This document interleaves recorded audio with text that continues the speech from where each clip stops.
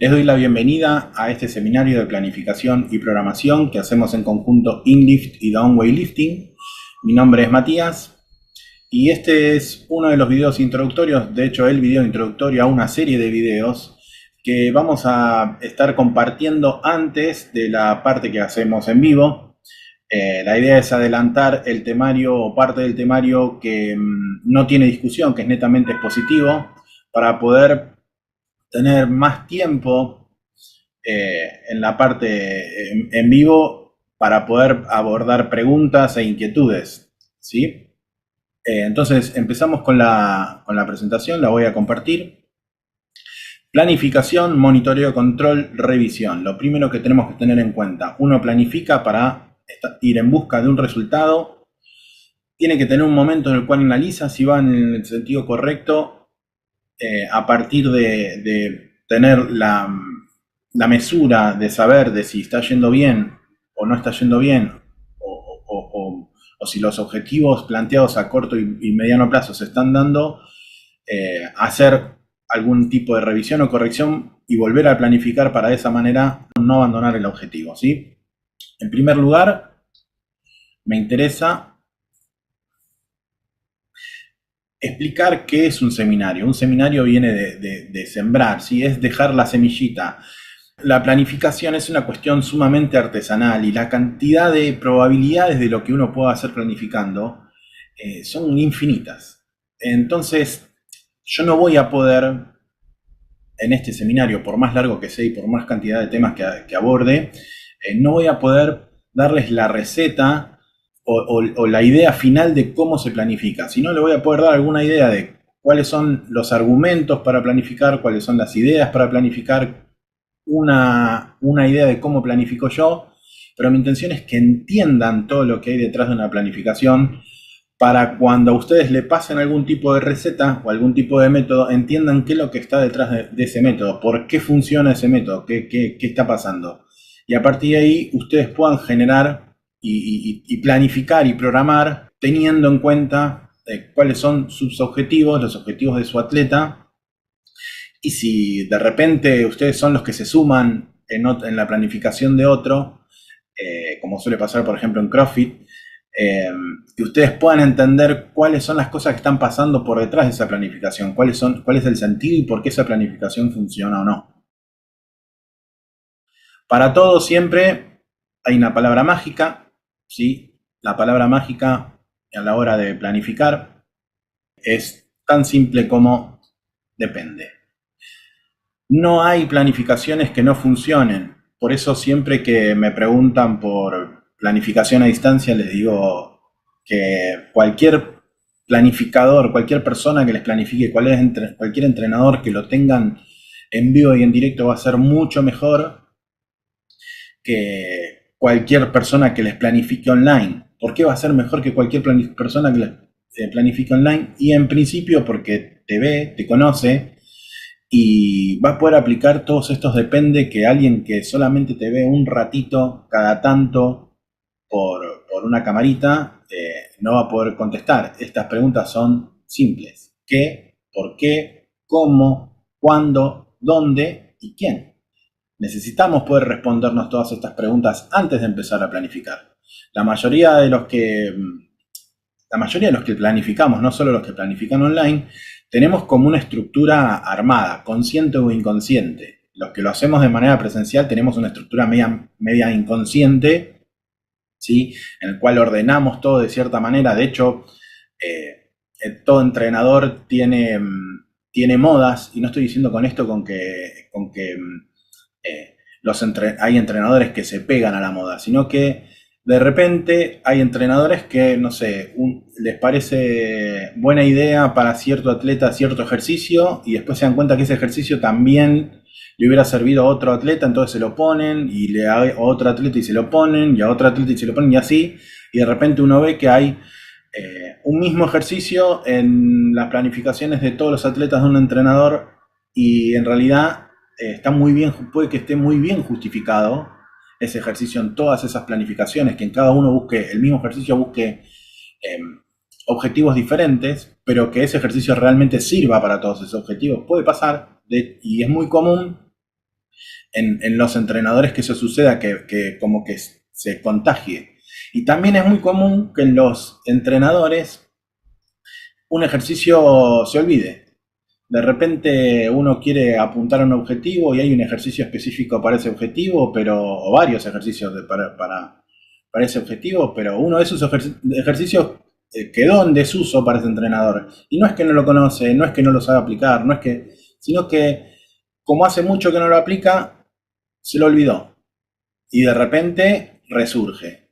Entonces tengo tanto modas de ejercicios olvidados como modas de ejercicios que recuerdo y aplico y me doy cuenta que sirven para todos los atletas.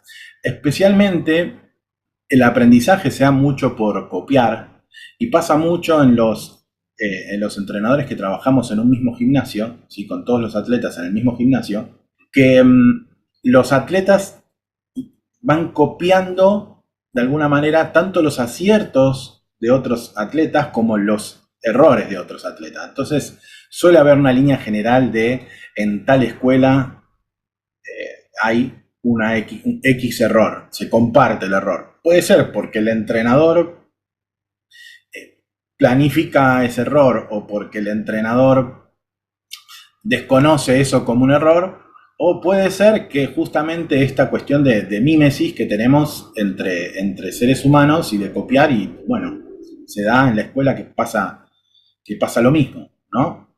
Y el entrenador entonces abordará, si se da cuenta, abordará esa mímesis que hay de ese error copiado entre atleta y atleta, y es este ejercicio que digo yo que probablemente sirva para todos los atletas. Les pido si escuchan bocinas y etcétera, estamos muy cerca de una avenida muy concurrida, así que vamos probablemente a escuchar ruido de tránsito. Bien, vamos a empezar con lo más simple, ¿sí? ¿Qué es el entrenamiento? ¿Sí? Siempre digo que las definiciones hay que leerlas porque le pertenecen al autor que las dijo, entonces vamos a ir leyendo a poquito. González Vadillo dice: el entrenamiento es un proceso continuo de trabajo que busca el desarrollo óptimo de cualidades físicas y psíquicas del sujeto para alcanzar el máximo rendimiento.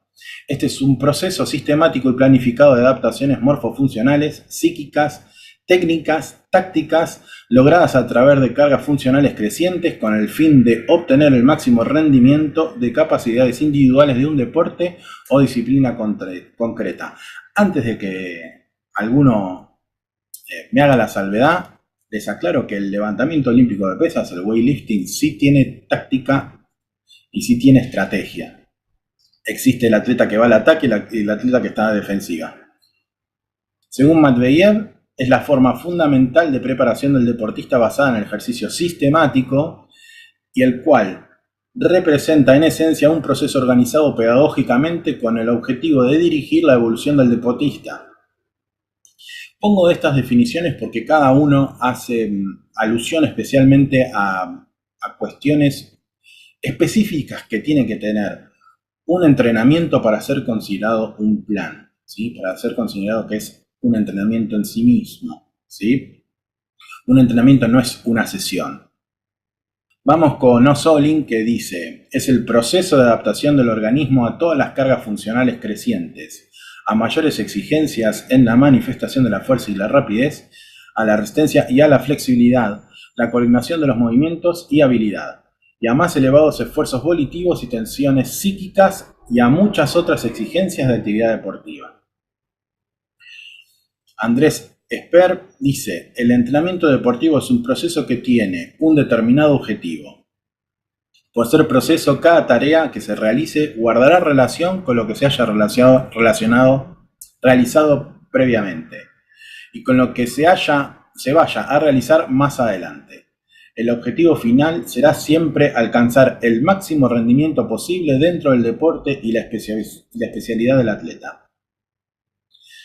Como les dije anteriormente, ya vamos entendiendo el por qué una sola sesión no puede ser un entrenamiento en sí mismo, sino porque ya tiene que haber una relación entre mi sesión de entrenamiento de hoy y la sesión de entrenamiento de ayer y de anteayer y del mes pasado y del año pasado y así, ¿sí? Según Rosses, es un proceso sistemático en el cual, a través de la aplicación de estímulos, se busca lograr una adaptación del organismo en los planos biológico, morfológico y pedagógico-psicológico que posibilite la mejora o mantenimiento del rendimiento. Resumido, ¿sí? Si no hay un sistema, un plan, un método y un objetivo, no es un entrenamiento.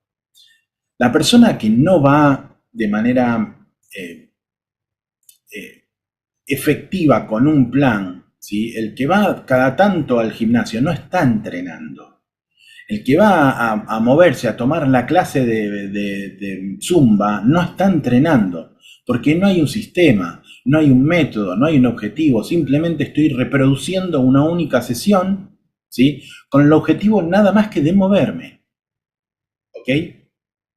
Y sesión no tienen relación una con la otra, son cuestiones sueltas. Vamos a ver cuáles son los principios del entrenamiento, el síndrome general de adaptación y la carga de entrenamiento y la fatiga. Los principios generales de entrenamiento, los principios del entrenamiento deportivo nos van a brindar información de qué es o no es un entrenamiento, ¿sí?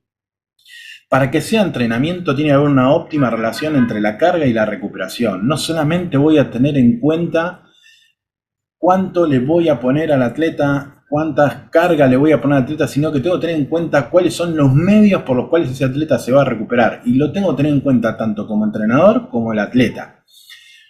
Principal medio de recuperación, el sueño. Le sigue la hidratación. Si yo tengo un atleta que no se hidrata y no duerme bien, difícilmente pueda medir correctamente la carga, por lo tanto va a perder esa calidad de entrenamiento. Atleta que sale los fines de semana, bueno, deja de ser atleta, ¿sí? Pasa a ser un recreativo. Un entrenamiento tiene que tener repetición y continuidad. Eso, descartemos el constantemente variado, ¿sí? Yo tengo que repetir y ser continuado. Yo no puedo hacer un entrenamiento de manera intermitente, 3 veces una semana, 2 veces una, ninguna otra semana, todos los días de la semana que le sigue. Tiene que tener un tipo de continuidad y tiene que estar preestablecida, ¿ok? Y tiene que haber una repetición.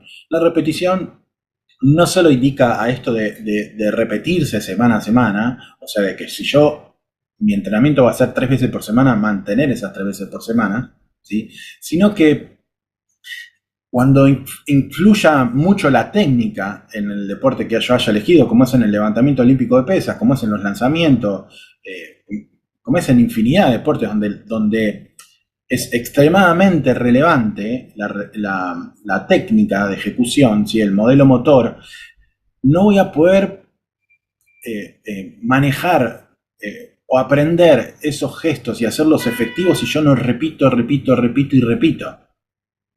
Tal vez a costas de que sea aburrido y mi atleta deje la actividad porque le embola.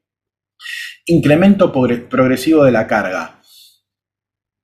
Siempre la idea de entrenar está asociada a ir aumentando la capacidad del atleta, sea cual fuere esa capacidad que elegimos. Aumentar la capacidad del atleta. Yo aumento la capacidad del atleta si yo aumento de manera progresiva la carga.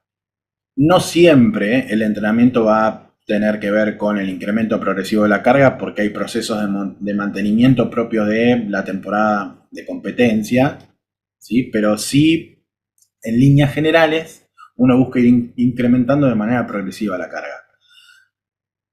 Busca incrementarla y con la relación carga-recuperación, ¿sí?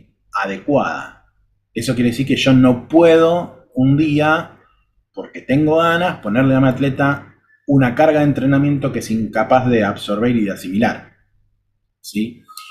Variación en la forma de suministrar la carga. Esto tiene que ver con buscar diferentes maneras de aumentar la carga. Después vamos a ver cuáles son los componentes de la carga. Entonces, a partir de conocer los componentes de la carga, sabemos que como la carga tiene varios componentes, yo puedo ir aumentando, incrementando uno de esos componentes solo y puedo primero incrementar un componente de la carga, después otro componente de la carga, después otro componente de la carga, y de esa manera voy a estar incrementando la carga. Vamos a decir carga 60.000 millones de veces, acostúmbrense, ¿eh? Vamos a estar incrementando la carga de maneras diferentes. ¿sí? La periodización, uno tiene que establecer diferentes periodos durante el año, durante el semestre, durante el trimestre, durante el mes, ¿sí? Va a haber periodos para hacer la preparación básica, periodos para hacer una preparación especial, periodos para competir, periodos para lo que yo necesite, periodos dependiendo de mi actividad deportiva, ¿sí? Hay diferentes tipos de periodizaciones, las vamos a ver, pero sí o sí requiere de un plan. A ver, priorizar significa hacer un plan a largo plazo, en realidad a mediano y largo plazo, ¿sí? Por lo tanto, entrenamiento de corto plazo no es entrenamiento, ¿sí? Individualidad, obviamente se tiene que adaptar a las necesidades y a las capacidades del individuo que vamos a entrenar. Especificidad. La idea es que sea muy parecido, o que por lo menos que responda a las necesidades primarias de mi deporte, ¿sí? De nada sirve, si bien es una manera de aumentar la carga, darle un levantador de pesas, salir a correr, hacer un trote de 20 minutos. No me va a servir de nada, ¿sí? Porque no está dentro de la especificidad del deporte. No quiere decir que no sirva. La cuestión es que si hay algo que yo tengo escaso con mi atleta, es la capacidad de trabajo de mi atleta y el tiempo que tiene para entrenar. Si yo lo mando a correr 20 minutos, voy a disminuirle capacidad de trabajo, ¿sí? Porque va a estar gastando energía en algo que no le va a redituar tan positivamente como entrenar otras cosas, y le estoy quitando tiempo de entrenamiento. El tiempo es valiosísimo, no por nada se llama carrera deportiva. Variabilidad tiene que ver con esto de que hay que variar, uno no puede hacer lo mismo durante toda la vida, ¿sí? Sino que cada tanto, después vamos a ver cuánto es ese cada tanto, porque hay formas de saber cada cuánto hay que variar, pero la carga no solo hay que cargar, hay que cambiar diferentes componentes de la carga, sino que hay que cambiar incluso el estímulo y el tipo de estímulo.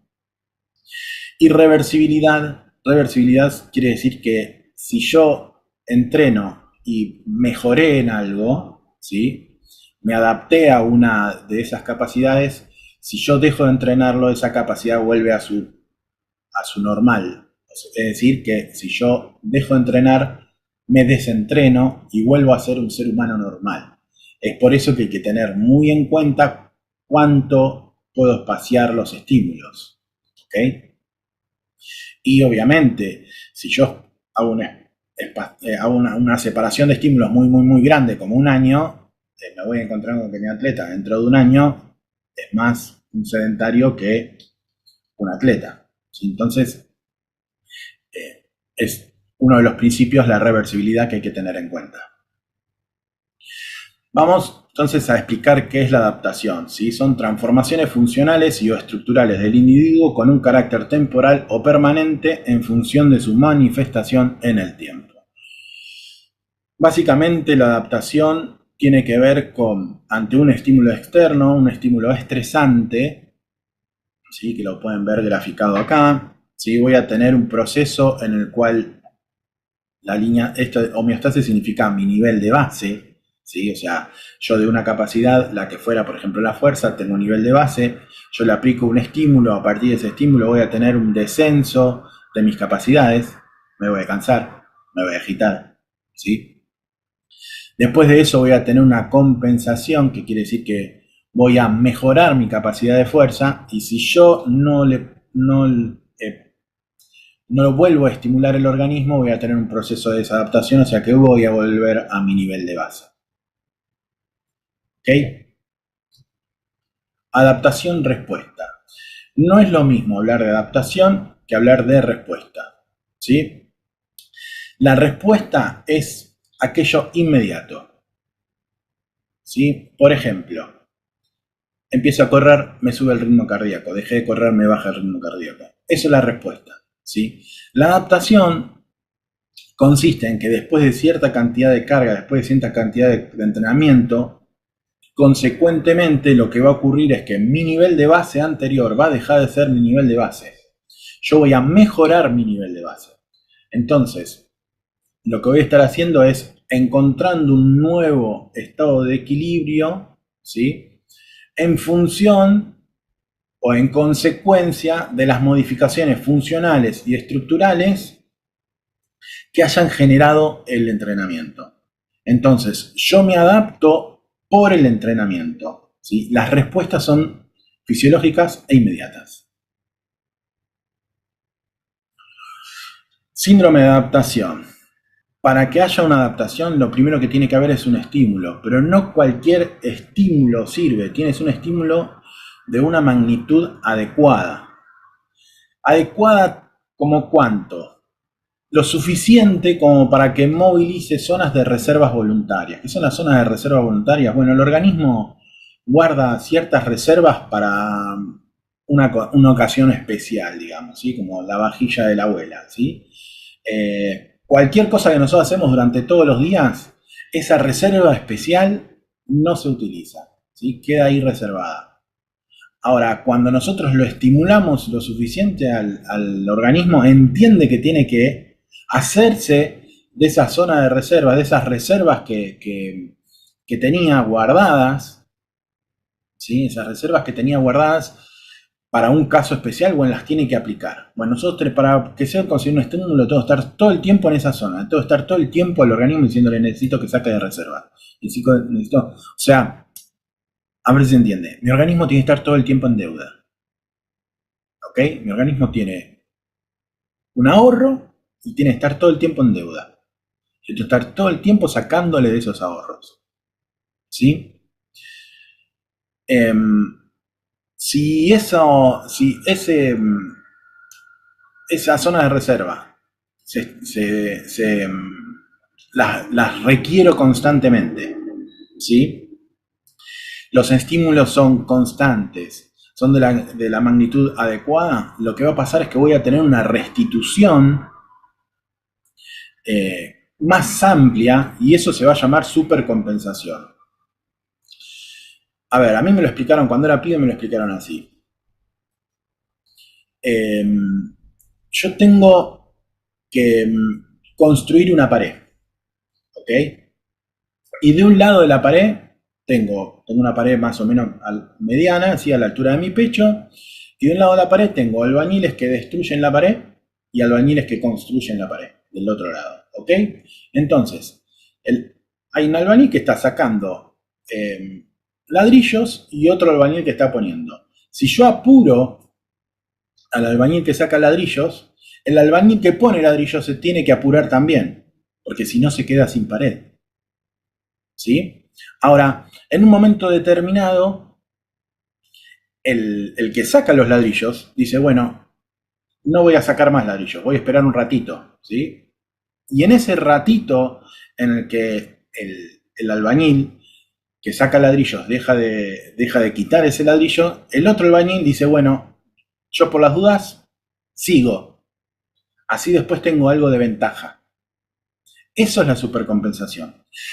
Uno rompe, ¿sí? Los tejidos, uno rompe los tejidos y se va generando constantemente una reposición de ese tejido. Eso es entrenar es estresar, es romper tejido. Estamos constantemente rompiendo tejido. En un momento yo bajo la tasa en la que yo rompo ese tejido, pero mi organismo no solo recompone el tejido roto, sino que además va a hacer una restitución extra, va a construir un poquito más para estar adaptado para generar más trabajo más adelante. Eso es la supercompensación. ¿Sí? Eso es la supercompensación. Lo que sí hay que tener en cuenta es que tanto la destrucción como la construcción están todo el tiempo en función. Por lo tanto, si el que construye de repente deja de construir, o sea, dejamos de entrenar, el organismo va a decir, ante traer esta cantidad de lastre de tejido que no necesito, voy a romper más hasta quedarme con la mínima cantidad de tejido necesario. Eso es la desadaptación. ¿Ok? Tengan en cuenta que todo tejido que tenemos nosotros es tejido vivo y requiere de energía. Entonces, como la energía del organismo es escasa, cuando hay un exceso de tejido, o sea, masa muscular o lo que fuere, si yo no lo requiero constantemente, el organismo interpreta que no es necesario y va a tender a querer ahorrar energía. Entonces, como quiero ahorrar energía, lo que voy a decir es, este tejido está acá, es inútil, lo retiro. Bien, tipo de supercompensaciones y adaptaciones según las características del estímulo. Tipos de supercompensaciones. Bien, dependiendo de la magnitud de los estímulos podemos generar supercompensaciones de 3 tipos básicos: positivas, neutras o negativas. La supercompensación puede ser que mejore, que no genere nada o que sean negativas, ¿sí? Verán acá los gráficos, lo que es una supercompensación positiva, quiere decir que cada vez mi nivel de base va a ir subiendo. Perdón, esta es una neutra. Una supercompensación, está mal el gráfico acá. Una supercompensación positiva es que en cada estímulo voy mejorando mi nivel de base. Cada flechita esta representa un estímulo. Una supercompensación negativa es cuando el estímulo es o es muy temprano o es demasiado intenso. Entonces, en vez de mejorar, voy a cada vez empeorar. Y existen supercompensación positivas, que son las más comunes en el deporte y las deseadas en el levantamiento olímpico de pesas, que tiene que ver con generar varios estímulos, que eso lleve una acumulación de estrés, que al liberarla me genera una supercompensación positiva, ¿sí? No confundan el tiempo en que yo libero del estímulo, o sea, que yo no hago estímulo con no entrenar, ¿sí? Recuperarse no es descanso. Como ya dije, va a depender del momento en el que se aplique el estímulo, ¿sí? Y va a depender también de la magnitud de la carga de ese estímulo, ¿sí? Adaptaciones según las características del estímulo. Según la frecuencia. Cuando la frecuencia es adecuada, ¿sí? Lo que va a pasar es que en cada uno de los estímulos voy a tener un nuevo nivel de base, voy a tener una supercompensación positiva. Cuando los estímulos están muy espaciados, yo doy tiempo a que haya la pérdida de base, ¿sí? Una recomposición, pero al no tener un estímulo ahí, sucede el desentrenamiento y vuelvo siempre a mi estado de base. Esto, los estímulos muy espaciados, sucede esto. No hay entrenamiento, no hay adaptación, ¿sí? No existe adaptación. Por otro lado, pueden existir los estímulos agrupados, que es lo que hablamos anteriormente, ¿sí? Donde los estímulos se dan de manera de sumar estrés, ¿sí? Y esa suma de estrés es lo suficientemente importante, pero lo suficientemente liviana como para que después genere una supercompensación. O sea, no es apretar por apretar, sino saber hasta dónde, y en un momento suelto y genero una supercompensación, una adaptación positiva, ¿sí? Ahora, cuando las pausas son muy insuficientes, puede que el estímulo sea muy poco, ¿sí? No tiene la intensidad, va a correrse de lado, sino que el tema es que si la pausa no es suficiente como para volver al nivel inicial, al menos volver al nivel inicial, no voy a tener una supercompensación positiva, va a ser negativa. Encima, si le agrego, esto va a llevar obviamente a un sobreentrenamiento, y si le agrego que cada uno de esos estímulos son muy intensos, esto va a suceder mucho más rápido. Con esto quiere decir que el sobreentrenamiento no se da tanto por la cantidad o por la intensidad del estímulo, sino se da por la frecuencia inadecuada de ese estímulo. ¿Okay?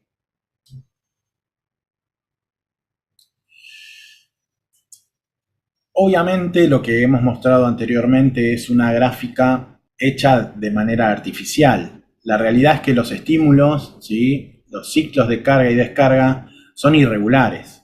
Uno no mete todos los días exactamente la misma cantidad de carga, y por más que lo hiciera, ¿sí?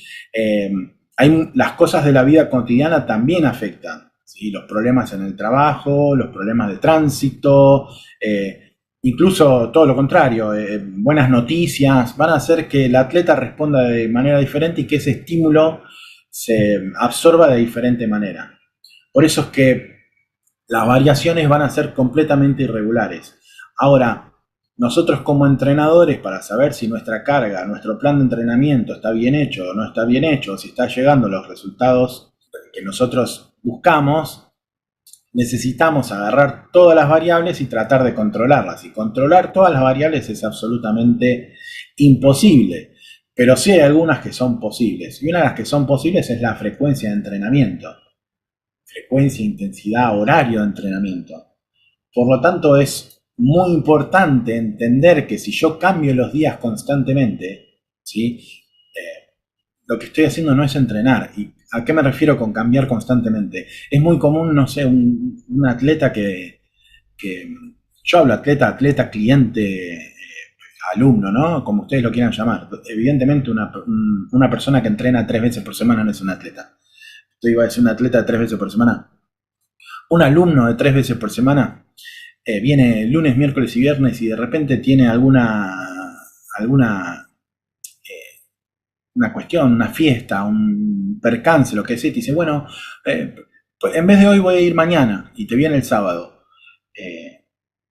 Esa pequeña variación me está descontrolando mi plan de entrenamiento. Ya la respuesta es diferente, porque ante el estímulo del miércoles, ¿sí? Probablemente yo esté aplicando el próximo estímulo en un momento en el cual él ya volvió a su nivel de base, entonces no vaya a generar, lo que hice el miércoles no vaya a generar ningún tipo de adaptación positiva. Pero hay mucha gente que vive en la fantasía de que yo lo que tengo que lo único importante es la acumulación de trabajo, ¿sí? Lo único importante es cuánto tonelaje moví, lo único importante es si yo cumplo con el entrenamiento. Entonces, cree que el hecho de pasar del viernes al sábado da lo mismo, porque yo igual cumplí con el entrenamiento lo hice, más tarde pero lo hice. Y no es lo mismo, como no es lo mismo que si yo tengo algo para hacer ese viernes, en vez de correrlo el viernes, lo ponga el jueves. Imagínense, si yo le planifiqué una paliza para el día miércoles, le planifiqué una paliza para el día jueves, y el día miércoles termino de entrenar y me dice, voy a venir mañana porque el viernes no puedo por tal cosa. ¿Cómo llevo adelante ese jueves, no?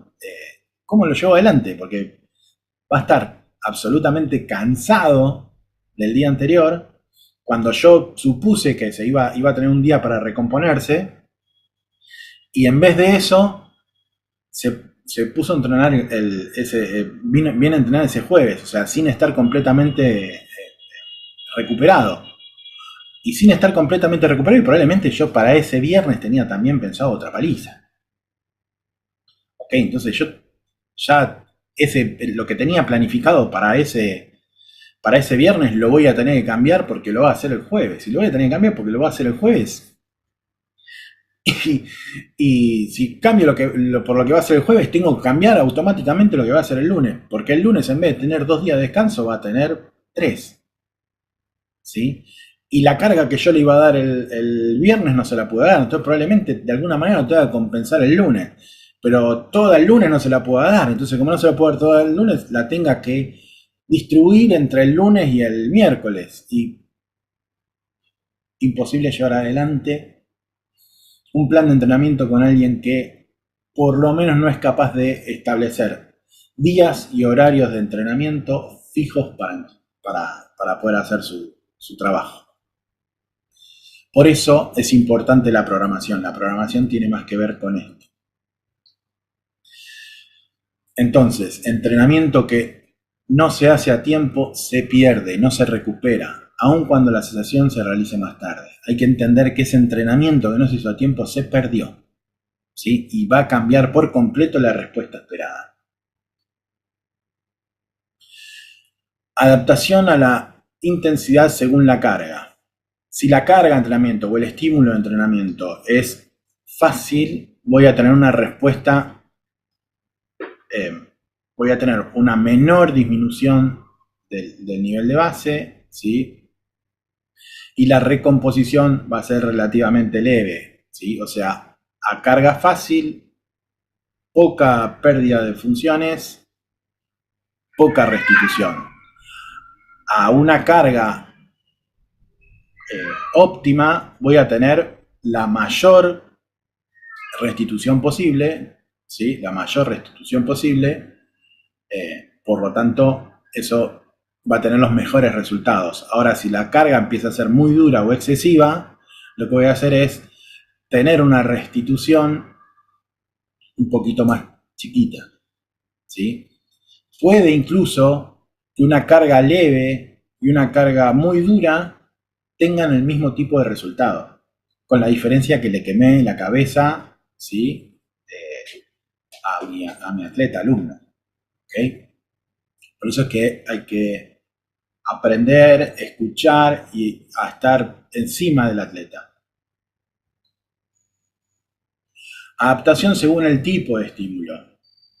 Bueno, hablar de aerobiosis o anaerobiosis sé que está de modé, pero a lo que me refiero o lo que quiero demostrar en esta gráfica es justamente que las diferentes capacidades se van a adaptar de manera diferente y la respuesta va a tardar mucho, muy diferente entre las diferentes capacidades. ¿Qué quiero decir?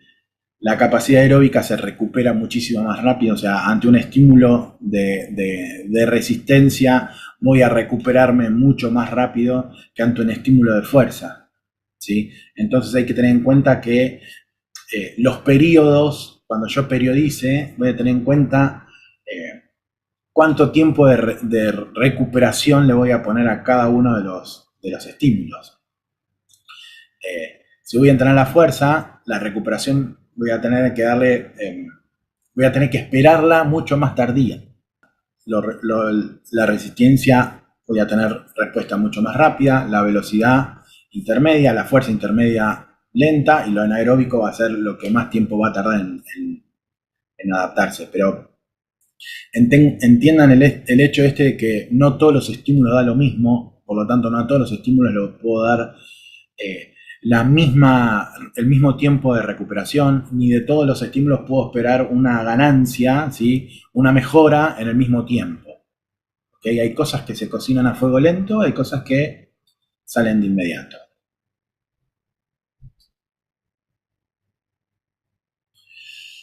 Carga de entrenamiento. Vamos a ver los componentes de la carga, pero los componentes de la carga lo vamos a ver como necesito explicarlos y necesito que van a ser esenciales para la explicación de todo lo que viene después. Necesito que lo tengan súper fresco, entonces como necesito que lo tengan súper fresco lo voy a dar en el vivo. Y aparte no me puedo dar el lujo de que ninguno sepa cuáles son los componentes del entrenamiento, porque muchas veces estos videos hay muchos que no los ven, ¿sí? Y se van a la parte en vivo sin verlo, y de esta manera nos ahorramos un montón de preguntas de gente que no vio estos videos.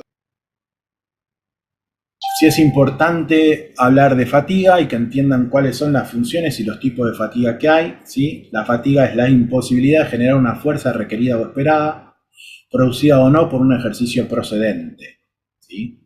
Recuerde que la fatiga puede ser simplemente porque tuve un mal día o porque no pude dormir o por un montón de cosas, no tiene por qué ser del ejercicio.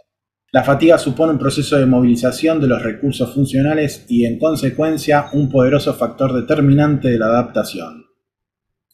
Quiere decir que generalmente para que haya adaptación tiene que haber fatiga. ¿Cuáles son las funciones de la fatiga?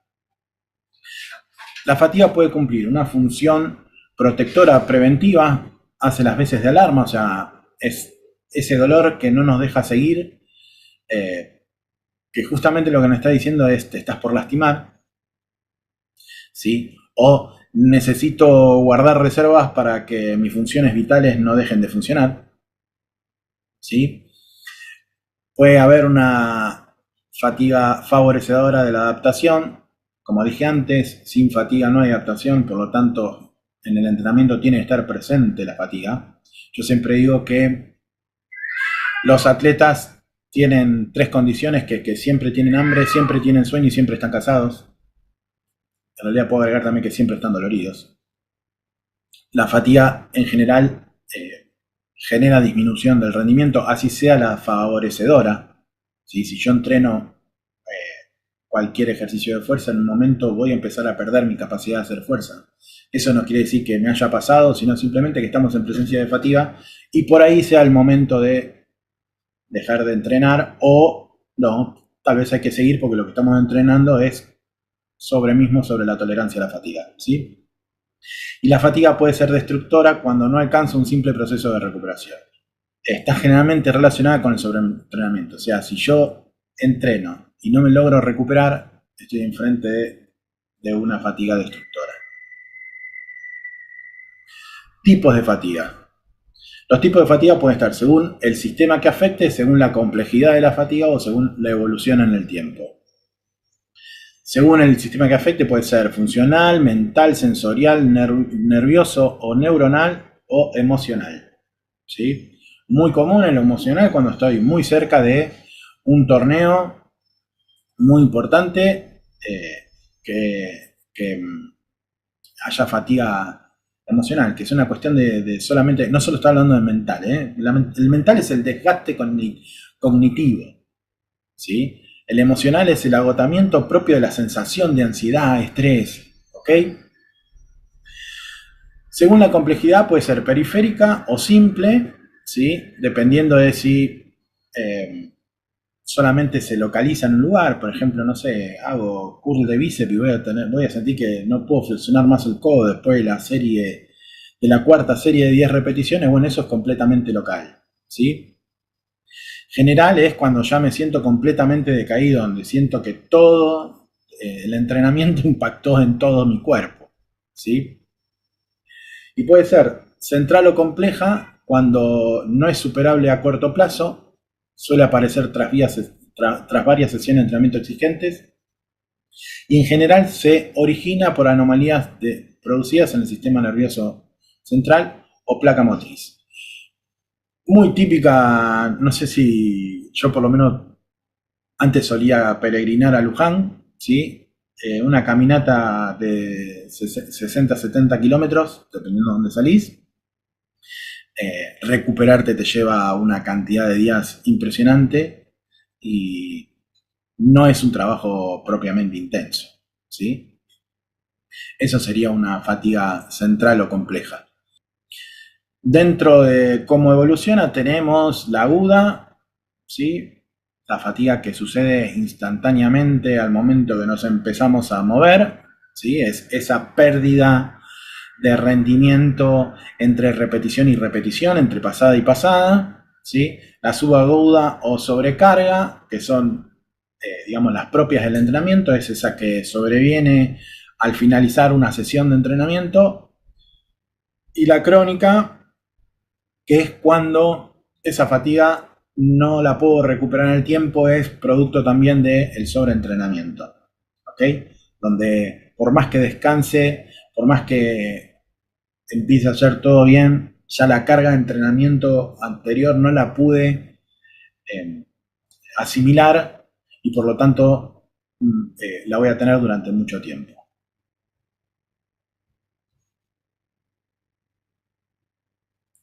Entonces, el entrenamiento va a buscar adaptación y sobrecompensación, ¿sí? O supercompensación, es lo mismo, produce cambios bioquímicos, psicológicos, cardiorrespiratorios y neuromusculares.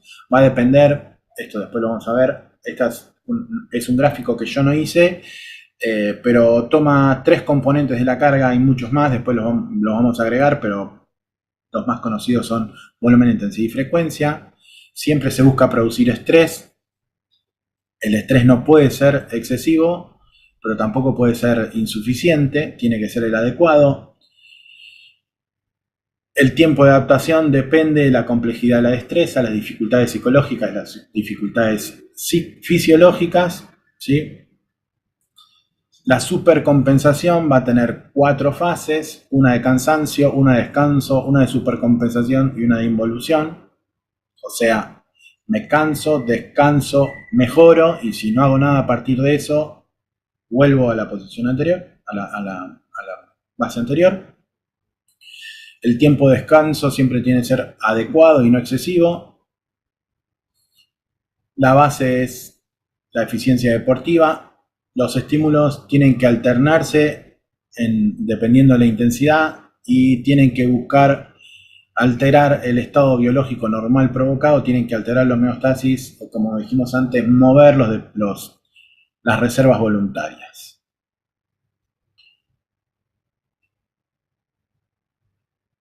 A mí me gusta muchas veces hacer analogía. El proceso de desarrollo deportivo en un atleta de élite tiene un nivel inicial, un nivel de desarrollo y un nivel de rendimiento. La manera en la que yo puedo disponer de las cargas de entrenamiento puede ser a partir de cargas de entrenamiento con poco volumen o mucho volumen. Lo importante es la intensidad de ese volumen. La intensidad sería la fuerza o cuánto inclino el tacho para arrojar el líquido, que serían mis recursos disponibles, mi energía y recursos disponibles para entrenar, qué tan rápido los tiro dentro del embudo del nivel inicial, ¿sí? De las condiciones iniciales. Si yo lo tiro muy rápido, o sea, muy intenso, voy a lograr que eso se desborde y eso sobrevendría en un sobreentrenamiento. Si lo tiro demasiado lento, como todo el proceso tiene pérdidas, lo que voy a lograr es que no sea el adecuado, o sea, que las pérdidas del circuito se equiparen con la cantidad de recursos y energía que yo le pongo al circuito, ¿sí? O sea, sumo lo mismo que resto, es la misma velocidad entre el albañil que construye y que destruye, ¿sí? Eh, Al decidir hay que tener en cuenta que al decidir en el tipo, en el volumen, lo que voy a estar decidiendo es el tipo de frecuencia, porque a cuanto mayor volumen, menos frecuencia voy a poder tener, ¿sí? Eh, por otro lado, hay que entender que el nivel inicial es bastante fácil de alcanzar. Llegar al nivel del desarrollo de un atleta en desarrollo es un poquito más difícil y el trayecto es bastante más largo, bastante más largo, bastante más largo.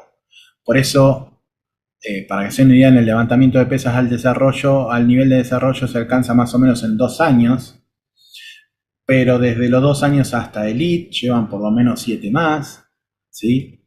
Perdón, hasta el estado de rendimiento suman 7 en total, ¿sí?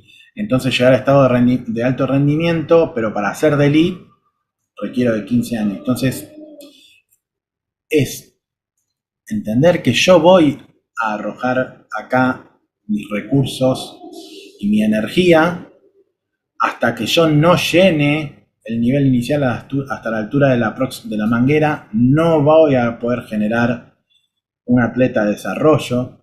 Hasta que el nivel del embudo de desarrollo no llegue hasta la altura de la manguera, no voy a conformarme como atleta de alto rendimiento, ¿sí?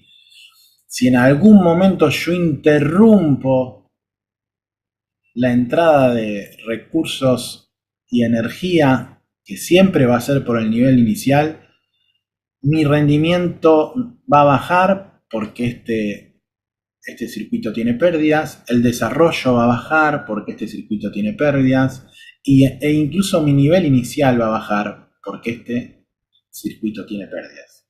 Es decir, que tiene que ser un proceso constante, medido y óptimo. Y que va a requerir muchísimos años. Entrenar es algo a absoluto largo plazo, ¿sí? Si no está hecho en el largo plazo, no, yo creo que no puedo considerarlo entrenamiento. No, moverse no es entrenar. Hacer actividad física no es entrenar. Si no, salir a pasear en bicicleta sería ir a entrenar y no lo es. Salir a andar a pasear en bicicleta es salir a pasear, ¿sí? Bueno, hasta acá este video. No, en breves sigo con el próximo. El próximo no va a tener una correlación, estoy tratando de dejar de compartir, ¿está? Bien. El próximo no va a tener una correlación con este, sino que lo que va a pasar de acá en adelante es que los próximos videos van a ser temas que yo no quiera tocar en vivo por una cuestión de que nos van a trazar y de los cuales no requieren demasiado entendimiento o que me sirven para apuntalar algo que viene después en el vivo, pero que generalmente les doy bibliografía